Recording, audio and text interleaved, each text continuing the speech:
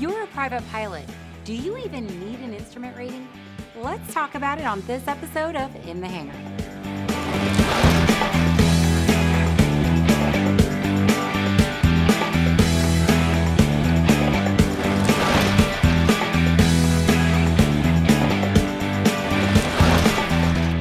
Welcome to In the Hangar. I'm Christy Wong. And I'm Dan Milliken. In the Hangar is sponsored by Gold Seal and also iFly GPS. Christy, I'm so excited about this episode. I know, me too. Well, we had a fan who asked, is an instrument ticket even worth it for a private pilot? And so I sent out to all our fans, ask your questions, and we got a long list. We got of a questions. lot of questions. Well, we've got the perfect guest for this. We've got Joe Casey and Ben Casey. Is there a relation? Believe it or not, there is. Okay. Yeah, Ben's my oldest son and a flight instructor, CFI, double I, and does a lot of instruction. We do a lot of instruction at Casey Aviation, and so Ben's one of our primary instructors, and I instruct and do some examining. But so we do a lot of instrument instruction. So I thought it'd be good to have him here. Okay, so since Joe introduced Ben, I think, Ben, who's sitting over here? Good question. That's Joe Casey. He's my dad. He is the main guy with Casey Aviation, and there are a few other guys with Casey Aviation, and I get to be one of the other guys. All right, well, let's jump right into it. One of the first questions that we got, why should that Sunday flyer, the Sunday pilot, who doesn't really venture out more than 100 miles, get their instrument rating? Yeah, well, they should get their instrument rating because they want to be better. That's the biggest reason. Aviation's one where you don't want to be stagnant. We always want to be moving forward with your both credentialing and your capability. You just become a better pilot when you get an instrument rating. Yeah, absolutely. Ben? I mean, I think if you're the Sunday pilot, you like flying, you think it's fun, you think aviation is cool. It is cool. It is cool. It is cool. And it's just another section that you probably haven't really broached that much before. It's a bunch of fun. I mean, if you enjoy doing patterns on a nice day, you'll enjoy learning how to do approaches. Okay, one person asked, what should they expect for their first couple of instrument lessons? Yeah, for the first lesson, really for the first bunch of lessons, I really want people to work on the basics. I tell you, when people come to me for to get their license, one of the things I'm looking at is the basics. I mean, holding heading, holding altitude, just really, really simple stuff. And if you spend a long time with those, if your double I spends a lot of time with you, to the point that it's almost boring, then the last part where you're doing approaches and stars and SIDs and different things, it goes extremely well. Yeah, I'm also an instrument instructor. That's what I primarily teach as a CFI. And I do spend quite a few lessons on that basic attitude instrument flying. Let's throw you under the hood, throw you under the foggles, and let's just go track some VORs. Let's do some basic tracking, turns, et cetera. One definition of a virtuoso is somebody that's uncommonly good at the basics. And that's a neat way, somebody that can bow a violin. You can tell somebody that bows a violin that's really, really good at it, even just a simple bow, and you listen to somebody else. Or even take any aspect of life. The person that's really, really good, or a virtuoso, would be somebody that's uncommonly good at the basics. So never shirk the basics. Does that make sense? Absolutely. In other words, you become better and better at those. That's the person that's going to be a really good pilot. And I think there even more to that topic. All an approach is, all a departure or an arrival, all it is holding heading, holding altitude, and holding heading while you descend. So if you get really, really good at doing all that when there's no point to it, now when you learn what heading to hold at what point, you can do an approach. It's just learning, it's applying the basics to something that's more complicated. Wax on, wax off. That's right. Exactly. All right, well, let's talk about some cost. What is the cost associated with it? Well, it depends on what you learn to fly in. A newer, fancier avionics airplane is going to cost you more. A bigger airplane is going to cost you more. But if you're on a budget, you can find a smaller airplane that has the instruments that you need to be able to go get the instrument rating. You don't be fooled by a curriculum that it requires you to spend a lot of money on a fancy airplane. You can learn in a Cessna 152 that's instrumented properly. I did all my instrument training and my double I training in the Warrior, Yeah. which at the time was just a basic 6-pack with, the dual VR, DME, and an ADF. That's right. And I mean, it's got a Garmin 650 in it now, but it still has that basic 6-pack. And I have no problem with that. Matter of fact, I actually like that better because when you have less to learn, meaning you have fewer instruments inside there to learn and fewer crutches to help you out if you mess it up, then you really learn those 6 instruments well. Right. If you can dodge a wrench, you can dodge a ball. All sorts of movie references here today. That's right. But the person that's really, when you get an instrument rating, it is also a license to learn, meaning as you move up an aircraft, it's a credentialing that you want to be able to get, to get the instrument rating. But as you move up an aircraft, you're going to get specific training in those aircraft that are more advanced and have avionics that are higher end. So really, to get the instrument rating, don't be fooled by somebody luring you to spend more money on something that's really, really fancy. You don't have to use a 2019 SR22. You know what I mean? But you can if you want to. You can if you want to. You can if you want to, and it'll But be that more price expensive. is going to be a little bit different. Well, the other thing I found, because I have a student that has a Cirrus, who shall remain nameless, everything goes way faster. It goes twice as fast in that Cirrus as it does in a 172. Yeah. And so it gets really, really easy to get behind the airplane and get behind the approaches. Right. I would personally recommend, as a CFII, start in something slower.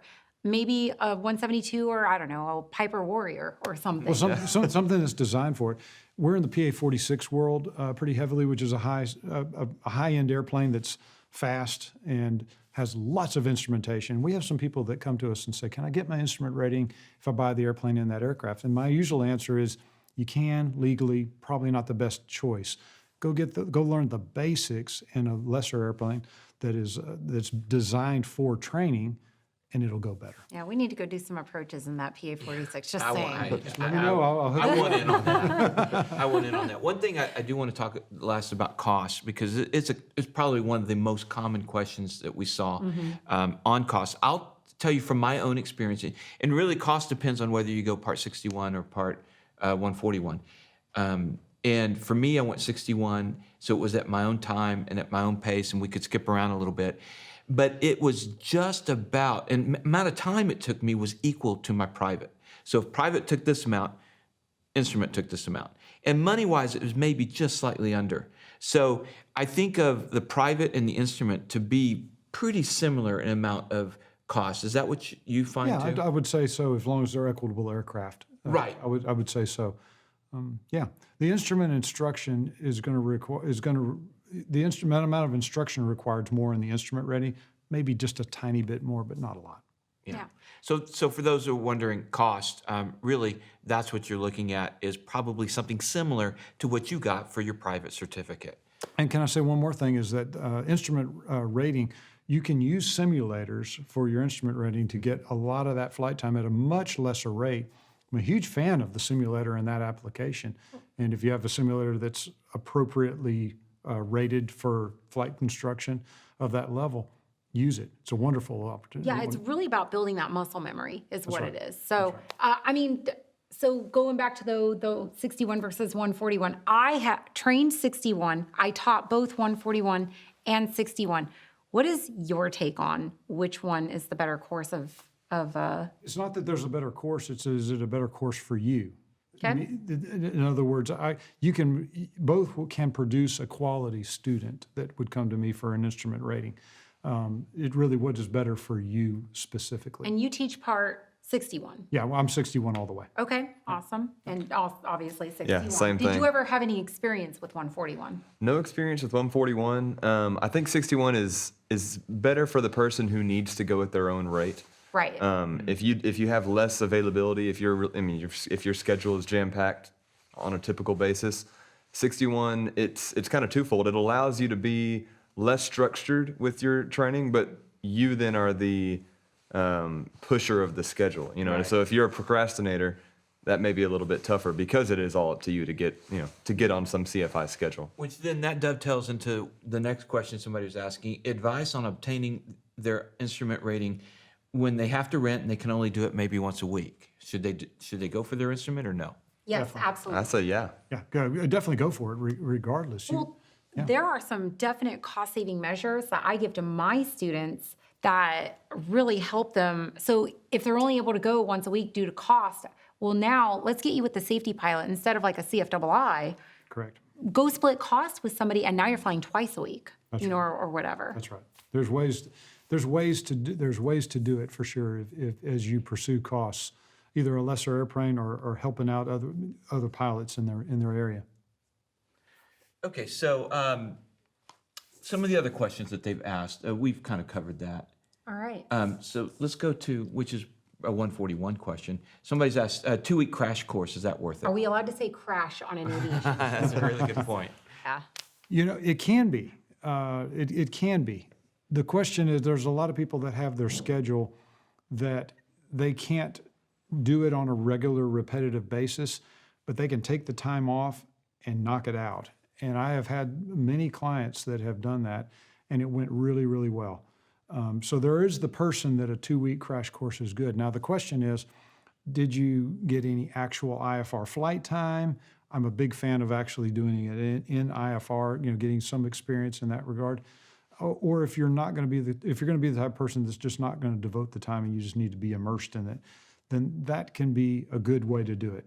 But it's not for everybody, but it is for some. And so kind of know yourself and know what your schedule and know what your ability to put that forth is going to be. I think there's also, at least with people that I've talked to, there's a little bit of a stigma with those courses. Like, yes, you're legal, but are you proficient? You might can pass a check ride, but you've never actually been inside a cloud. Are you, safe after you do a crash course to then go shoot and approach down to minimums? I think, and that's obviously going to vary person to person, and I think it does take a little bit of wisdom of knowing yourself and whether or not you have to know your own personal limitations, and you have to set your own personal limitations. There are people who take a check ride and are totally safe to go shoot and approach to minimums the next day. And other people need to get a little bit more comfortable even after they're legal. And I think the 2-week crash course at times may, I don't want to say create those kind of pilots, but it just, when you've only been doing something for 2 weeks, I think the door is open for you to have the legal box checked, but not the proficient box checked. I would agree with that. Now, those crash courses on preparing for the written, because the written is actually probably the hardest part, or one of the hardest parts about this rating, because it's just so much information to learn. And it's mostly all new. Yeah. It's not stuff that overlaps with the private pilot for the most part. Yeah, it's brand new information. I've had a lot of people that have asked me about those crash courses, those weekend courses for the written test. What are your thoughts on that? Could be good for you if you're that kind of, people learn, let me put it this way, I've seen an arguably inverse relationship to the scores on the test versus how they do on a check ride. So if somebody comes in with a 99 on the check ride, I'm not thinking, this is all going to go good. On the test. Right. If they come in with a 70 on the written test, sometimes that flight goes really well. And the reason why is some people learn different ways. For some people, it's get in front of a computer and 30 minutes a day for the next month, and they're ready to go take it. Some people, that just doesn't work well. Some people need to read a book at night before they go to bed or when they get up in the morning. And some people just need the forced dedication of sitting in a classroom and having somebody present to them in preparation for the test. So it really comes down to how do you learn? And you need to know thyself and know how you are going to gather this information so you can go take the written test. So preparing, let me say one more thing. Perfection on a written test is not, that's a pretty, there's some people that, if they make an 85 on the test, well, they're going to go study again and make a 90 something. Well, don't do that. Come take, No, that's never happened. Never. No, that's right, because you just get the 98 anyway. Oh my gosh. well, she's smart. Oh my gosh. Well, and that leads us to, one person asked, what's the advantages, disadvantages to launching into the IFR training? Should you take your written right away, or should you wait until somewhere in training for it? I'm a fan of getting the written done earlier. Exactly. You're going to learn the language of instruments earlier, and I just think it will go better. It doesn't have to be first day, but soon in the process, I would get that done. I've noticed a lot of instructors are so bad about, and myself, I'm probably lumping myself in this group as well, but it's tough to dumb the language down to someone who doesn't know anything yet. When a person comes and they've already passed their written and they can talk the talk, and now they just have to learn how to walk the walk. Yes. I think it goes a little bit better. So when you have the IAF on the blah, yeah, so Well, and pro tip for anybody out there who wants to be a CFII in the future, I would recommend getting that test, that written exam done at the same time. somebody because- said that to me, and I wish I had, although, isn't there an expiration time on that? 2 years. Yeah, I still would have had to retake. So, To me, the key for getting the written test done is just scheduling it. I'm a procrastinator, and I'll tell myself I'm going to study, and I might bust a book out a little bit. But once there's a deadline, if I create for myself a deadline, not like I put it on my calendar, but like I actually call somebody up and schedule the test, now I know I'm going to Well, that's study what I in did with time. your It might dad. be the night before, but it's going to happen. well, that's what I did with your dad when I had my CFI. So I wasn't anywhere near ready, but I called and scheduled it, so I had something to shoot for. Same, yeah. I have my students schedule their check rides like a month to 2 months out. So that way there's a concrete date. Now we're working towards something, because otherwise it'll take I think I was even 3 months it'll out. take 2 years. I'm talking to you, Brian. Brian Turner. Okay, is instrument rating only good for flying IFR? In other words, does it make VFR pilots better? Somebody was asking.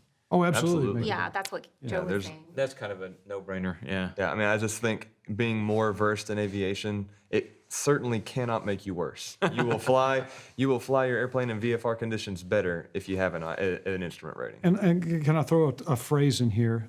There's a such thing as mission creep. I use that a lot. In other words, if you're flying X airplane, you're going to look up to the next airplane. Or if you're doing X with your airplane, you're going to then realize, wow, I can do this other thing with this airplane. And you're always going to want to do more. Never are you just going to stay static. So the problem that occurs is a person gets a VFR ticket, and there was a private pilot ticket, and now they want to use the airplane to go to meetings or to go visit some people or go do whatever it is that they need to do.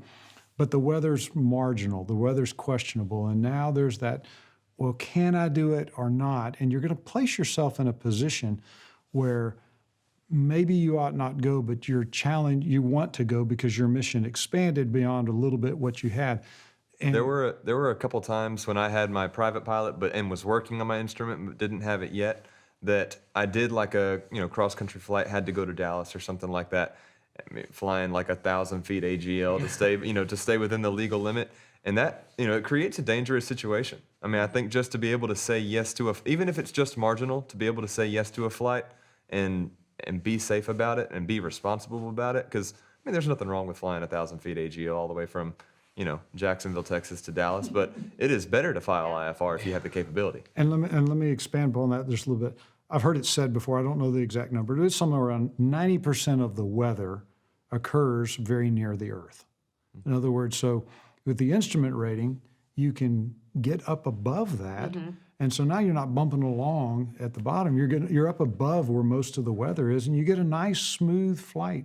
So going for the instrument rating, even though it's not required, well, it might get you through that layer to get you most instrument pilots. You can look at a pilot's logbook and kind of tell if they've been milking the logbook or something of this nature, because it's usually about 10% of a professional pilot's flight time is going to be instrument time. Well, that tells you that 10% was where they're going up through the clouds to get to the smooth, clear stuff on the other side and then come back down. So that's where the fun flying is, in my opinion, is it's smoother, it's more comfortable, and you expand the envelope for which you're allowed to fly with that instrument rating. The other thing that I found when I became an instrument rated pilot was I now understood that whole new world of flying. You've got the VFR, so you can do VFR flight following all day, every day. But when you're listening to the controllers talk to the IFR flights and you're like, what are they doing? What are they talking about? In that way, it made me a better pilot because I now understood why they were giving these airplanes this instruction, et cetera. Yeah, I think there's something daunting about just anything you don't understand, and so for a private pilot who is thinking about it, but it just seems there are so many acronyms and so many concepts that you don't yet understand. Once you start going and start studying and flying, the world just opens up to you a little bit. I mean, Exactly. the whole IFR world is not inherently difficult. It's just new. Right. And well, to be honest, it's just really cool to be an instrument pilot too. Can I jump on the cool part here for just a second? Come All right. on. So to me, I've done lots of flying, military, airline, GA, high-low, all those kind of nighttime. To me, one of the greatest thrills of flying, or the greatest, most fun, maybe it's not thrill, but just fun, is to jump into the clouds in a low overcast, not see anything but the inside of the cloud, do everything right, come down and pop out at the bottom of a cloud, and there's a hunk of pavement right in front of you. And all the things. And it's the runway. It's the runway. Yeah. It's not I want to clarify. This is not a a parking parking lot. but to do everything right and to have, we live in the greatest country that's ever been, and we have the privilege of being able to do this, and to be able to think that you can take off and go flying and come down and wow, there's a hunk of pavement 200 feet below you, and there's not much of a better feeling of accomplishment than to say I piloted that airplane. See, that's I cool. have to totally agree. Popping out of IMC and seeing that runway there or slightly over there. But anyway, it's, In the vicinity. That's neither here nor let's there. go ahead and go. All right, another question. That 3 hours of training that you get under the foggles for your private pilot cert, does that help or hurt? Well, it's required, and it helps. Yes, it gets you indoctrinated, it gets you subjected to instrument flying, and so yes, it helps. It's certainly good. And I would say, I mean, especially if you do the private and then roll right into the instrument, I mean, you actually remember what that training was like instead of, oh, it's been 5 years. What did we talk about? But let's be clear what it does not do. It does not make you proficient to go flirt with the weather. Oh, absolutely not. Correct. Right. 40 hours of under the foggles still is, it doesn't seem like enough when you get it. Right. That actually was a good segue into the next question was, should I just jump right into IFR once I get my private pilot? I totally would. Good, I okay. mean, you're fresh on receiving instruction. You probably have a decent relationship with the instructor that you were with, and I mean, I just think it makes total sense. You're going to be excited about flying if you just got your private, and I just think if you're the kind of guy or kind of girl that is really excited about aviation and learning more about flying, it just makes sense to keep going. Absolutely. All right. How does being on an instrument flight plan, even in VMC conditions, help us get in and out of heavily trafficked airspace? Well, there's times when it cannot, and there's times when it can. If you are an IFR flight plan in your ATC, I tell people that you're like a balloon flying through the sky. There's airspace around you that they have to keep other IFR aircraft away from you. So when you're IFR, you're a big balloon flying through the sky, and there's other big balloons, and they can't let any of the balloons touch. When you're VFR, you're a very small balloon. And so that's why you can be 500 feet from another IFR aircraft that's flying by. So sometimes if you're going into really busy airspace, it's sometimes better to go VFR. I can confirm edicts and delay vectors are a very real thing. They're correct. But I will say this, if you get your IFR ticket, I fly IFR virtually everywhere I go because I now have somebody watching me. I now have a direct liaison with ATC, and it just seems that it's a more seamless operation. It's much less nerve-wracking, in my opinion, to be on an IFR flight plan where all you have to do is follow the instructions. They tell you what to do, and you do it. And as long as you know how to do it, you're good to go. With going VFR, especially into like Class Bravo airspace, and the rules are clearly defined, but sometimes it's like, oh man, am I gonna touch this boundary where now I'm gonna clip the Bravo, and oh no, I'm gonna get a phone call, and it's just much less nerve-wracking to just Be on the IFR flight be plan. on a flight plan, follow the directions. All right, which takes us to the last question. How much will you save on insurance if you get your instrument ticket? And I think it depends on the airplane. And depends on the person, and depends on the insurance company. And the problem is you don't know what your premium would be otherwise. I can tell you this, that an insurance company is looking to not pay out costs for crashed airplanes, and you're a much safer pilot as an instrument-rated pilot. And so you're certainly going to have a lower premium because you're going to be a lesser risk. So to put an exact dollar amount on it is hard, but to say it's going to be less is good. And to say you're a better pilot is the real reason.